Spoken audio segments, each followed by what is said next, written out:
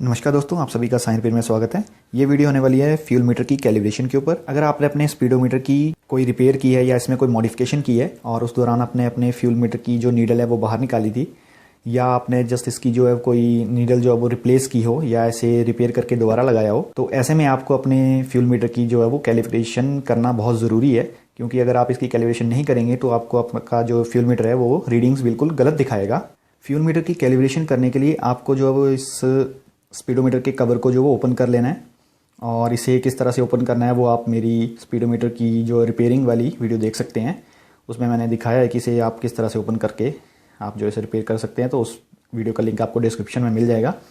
और साथ ही में आपको जो अपने फ्यूल टैंक को जो है वो बिल्कुल एम्प्टी कर लेना है, और इसमें से जो फ्यूल लेवल गेज होती है उसे निकाल लेना है। उसका भी वीडियो उस वीडियो का भी लिंक आपको डिस्क्रिप्शन में मिल जाएगा, जिसमें मैंने ये दिखाया हुआ है कि आप अपने फ्यूल लेवल गेज को किस तरह से निकालते हैं। मैंने अपने स्पीडोमीटर के कवर को ओपन कर लिया और साथ ही में जो फ्यूल लेवल गेज है उसे भी बाहर निकाल लिया। आपको जो इसका कनेक्टर जो है वो आप देख सकते हैं, ये इस तरह से कनेक्ट ही रखना है। और अभी मैं आपको जो वो चेक करवा देता हूँ कि मेरा जो फ्यूल मीटर है वो रीडिंग सही देता है या गलत।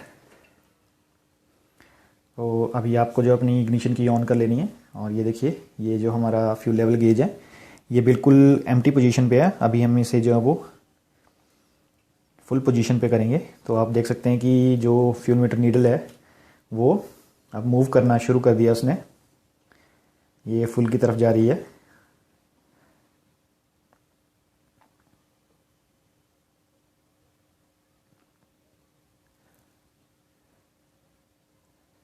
तो जैसा कि आप देख सकते हैं कि ये जो नीडल है बिल्कुल सेंटर में आके जो वो रुक चुकी है।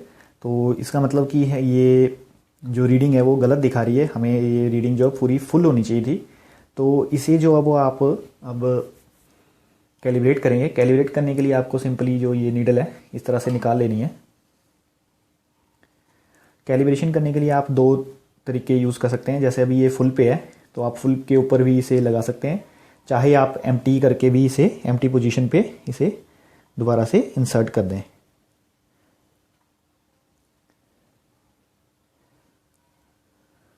आपको नीडल इस तरह से लगानी है, देन बिल्कुल फुल पोजीशन पे इसे नीचे की तरफ दबा देना है। अब आपको जो है वो ये देखिए, मैं अब जो हमारा फ्यूल लेवल गेज है इसे बिल्कुल एम्प्टी पोजीशन पे कर रहा हूँ। तो हमारी जो नीडल है वो भी एम्प्टी पोजीशन पे जा रही है।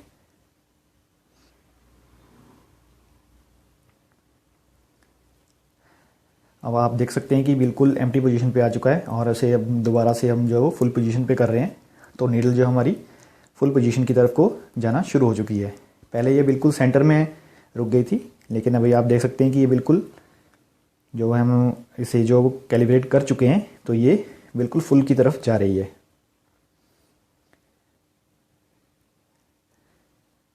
ये देखिए ये बिल्कुल फुल पे पहुंच चुकी है।